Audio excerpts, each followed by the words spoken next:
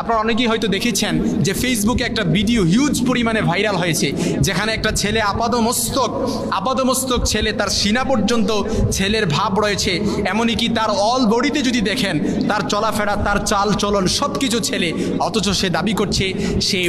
Surgery করে সে ছেলে থেকে মেয়েতে রূপান্তরিত হয়েছে। তার এই অবস্থা দেখে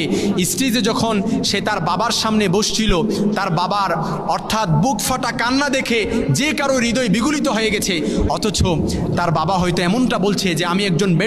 ব্যর্থ বাবা হয়ে এই জন্য বলছি যে আমার আদর্শ আমার ছেলের মধ্যে আমি পরিবর্তন করতে পারলাম না। আমার ছেলে আপাদমস্তক ছেলে হওয়ার পরেও সে সার্জারি করে মেয়েতে রূপান্তরিত হয়েছে, অথচ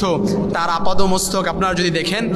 পুরোটাই অর্থাৎ তার ছেলের যে পরিবর্তন সেটা এখনও যায় নাই। এমনই কি আপনি যদি দেখেন ঢাকা প্রাইড নামে বাংলাদেশে যে একটা পেজ রয়েছে, সেটাও তারা সমকামিতাকে তারা প্রমোট